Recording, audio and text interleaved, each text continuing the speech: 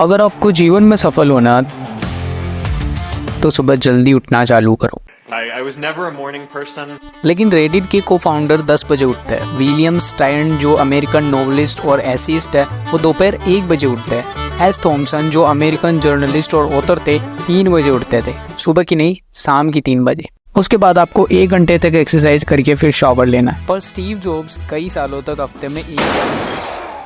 उसके बाद आपको मेडिटेशन करनी है। उसके बाद आपको ब्रोकली और पुरानी घाटी से लाई गई घास खानी है with orange juice without sugar. उसके बाद आपको बिना रुके 25 घंटे तक काम करना है। हमेशा सीरियस रहना है, फोकस रहना है, कभी अपने इमोशन को खुद पर हावी नहीं होने देना है। अगर सिर्फ 6 महीने आपने ये रूटीन फॉलो कर लिया तो आप मर जाओगे, कर जाओगे। तो YouTube पर जितने भी डेली रूटीन से जुड़े वीडियो है सब में कुछ यही गिनी चुनी बातें भरी हुई है। पर क्या सच में हाईली सक्सेसफुल लोग ऐसा रूटीन फॉलो करते हैं? शायद नहीं। तो एक्चुअल में ऐसे लोगों का रूटीन होता कैसा है ये समझने के लिए हमने सहारा लिया है मेसन करी ये डेली रिचुअल, जिसमें 143 आर्टिस्ट के रूटीन शेयर किए गए, स्टीव जॉब्स की बायोग्राफी, कई सारे interviews and lots of news article. So let's begin. तो हम मॉर्निंग रूटीन को 3 पार्ट में डिवाइड कर सकते हैं। फर्स्ट है स्लीप साइकिल यानी सोने और उठने का टाइम, मॉर्निंग रिचुअल्स और वर्क। तो जो हाई अचीवर्स होते हैं उनमें से ज्यादातर सुबह जल्दी उठते हैं ताकि उन्हें कोई डिस्टर्ब ना कर सके और काम करने के लिए ज्यादा टाइम मिल जाए। लेकिन इनमें से कुछ का तो स्लीप रूटीन काफी अलग रहा है। जैसे मोनालिसा पेंटिंग जिन्होंने बनाई, लियोनार्डो डेविंची, वो एक लॉन्ग स्लीप की बजाय 20-20 मिनट के नैप लेते थे, जिसे पोलीफेसिक स्लीप भी कहते हैं। वैसे ही BF स्किनर जो सुबह 6 बजे उठते थे और रात को 10 बजे सो जाते थे, जो सुनने में काफी नॉर्मल सा रूटीन लगता है, लेकिन वो मिडनाइट में उठकर अपने कुछ नोट्स बनाते थे।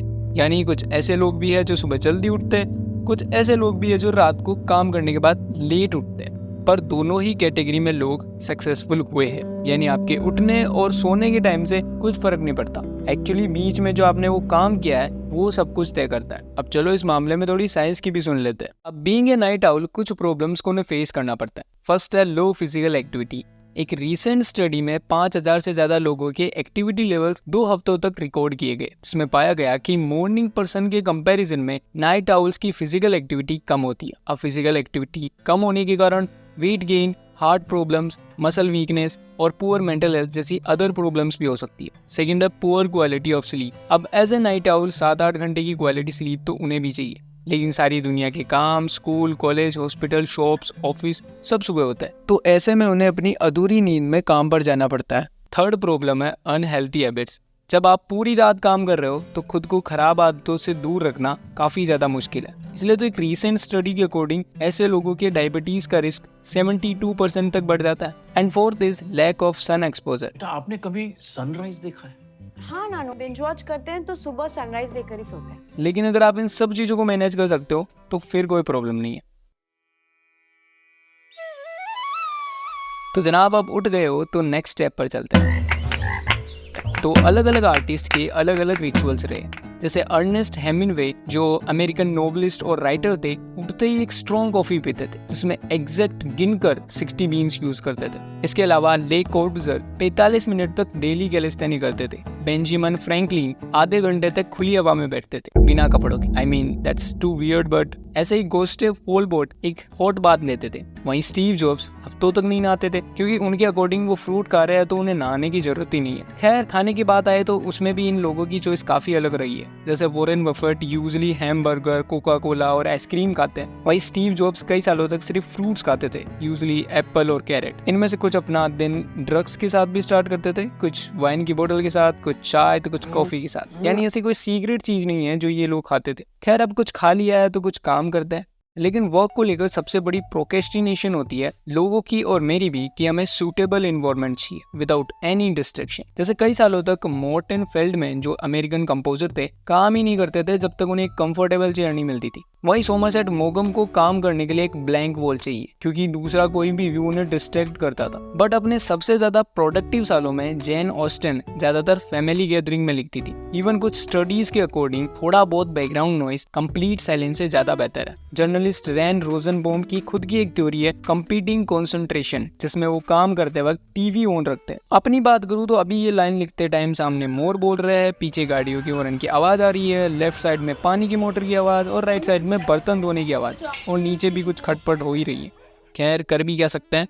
लेकिन एक मिनट, अगर हमारा स्लीप रूटीन, रिचुअल्स, डाइट और वर्किंग इन्वायरमेंट मैटर नहीं करता तो ऐसी कौन सी चीज़ है जो ये मुकेश और ये मुकेश अलग करता है? सो एक्चुअली ऐसी कुछ चीज़ें हैं जो अक्सर ऐसे लोगों के रूटीन में शामिल होती है। जैसे वॉक, सोरेन केयरगार्ड एक लॉन्ग वॉक पर जाते थे। मैकलर लंच के बाद अराउंड 3 से 4 घंटे तक की वॉक पर जाते थे। इवन स्टीव जॉब्स भी अपने सीरियस डिस्कशन वॉक के दौरान करते थे। और स्टडीज में भी पाया गया है कि वॉक के दौरान creative output on an average 60% तक इंक्रीज हो जाता है। लेकिन इसका मतलब ये नहीं है कि हमें हर टास्क वॉक के दौरान ही करना है, लेकिन जिनमें भी एक नया पर्सपेक्टिव या नया आइडिया जनरेट करना हो उनमें वॉक काफी हेल्पफुल है। इसलिए हमें भी अपने रूटीन में वॉक को इन्वॉल्व करना चाहिए, मॉर्निंग में या इवनिंग में या ब्रेक्स में। And if it is possible तो ये बंद रूम की बजाय खुले आसमान के नीचे होना चाहिए। एंड सेकंड चीज़ जो ऐसे लोगों की रूटीन में देखने को मिलता है कि इनका शेड्यूल फिक्स होता है। अब क्योंकि ये अपने काम में काफ़ी बिजी रहते हैं तो ऐसे में फिक्स शेड्यूल से काम करना थोड़ा आसान हो जाता है। इसलिए हमें भी अपने रूटीन का कुछ हिस्सा फिक्स रखना चाहिए, ज़्यादा नहीं तो अपने सोने और उठने का टाइम ही फिक्स रखो। एंड एक्चुअली इसके कई बेनिफिट्स भी है। जैसे एक हार्वर्ड स्टडी में 61 स्टूडेंट की स्लीप हैबिट्स को 1 महीने तक ट्रैक किया गया एंड दे फाउंड आउट कि स्टूडेंट जो सेम टाइम पर उठते हैं और सोते हैं स्कूल में अच्छा परफॉर्म करते हैं। लेकिन एक और चीज़ है जो ऐसे लोगों की रूटीन में काफ़ी कॉमन देखने को मिलती है।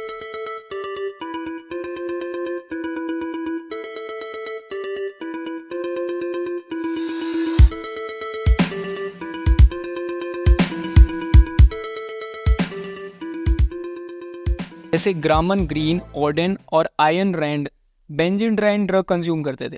मैथमेटिशियन पॉल एल्डोस रिटालियन कंज्यूम करते थे। Steve jobs LSD drug consume करते थे। लेकिन उस टाइम में लोग इनके साइड इफेक्ट से अवेयर भी नहीं थे। इंडिया में 1985 में और यूएस में 86 में जाकर एंटी ड्रग एक्ट लागू हुए थे। लेकिन एक पदार्थ ऐसा भी है जो अभी भी कंज्यूम किया जाता है, वो है कैफीन, जो काम के दौरान एनर्जी बनाए रखता है। लेकिन लोग ये भूल जाते हैं कि मोटिवेशन में कंज्यूम करना चाहिए। जैसे बेल्जेलिक जो दिन में 50 कप कॉफी के पीते थे, हार्ट फेल के कारण मर गए। सो आई थिंक आपको आंसर मिल गया होगा कि कोई एक रूटीन नहीं है जो हर किसी के लिए परफेक्ट है, और हमारे गोल्स को अचीव करने के लिए हमें कोई परफेक्ट रूटीन की जरूरत भी नहीं है। स्टीव जॉब्स इसलिए सक्सेसफुल थोड़ी हुए कि वो सिर्फ फ्रूट खाते थे या नहाते नहीं थे, बल्कि ये तो उनका सही समय पर किया गया एग्जीक्यूशन और हार्डवर्क था। और एक्चुअली एक अच्छा रूटीन भी वही होता है जो आपके वर्क के अराउंड हो, चीज़ें जो डायरेक्ट और इनडायरेक्टली आपके काम में हेल्प करे, क्योंकि एंड ऑफ द डे यही मैटर करता है। बट इंडिया में एक और प्रॉब्लम है कि हमारे पास इनफ रिसोर्सेज ही नहीं है। ऐसे में कैसे हम कम रिसोर्सेज के साथ काम कर सकते हैं, ये जानने के लिए आप ये वीडियो देख सकते हो। फिलहाल के लिए बस इतना ही, मिलते हैं नेक्स्ट वीडियो में।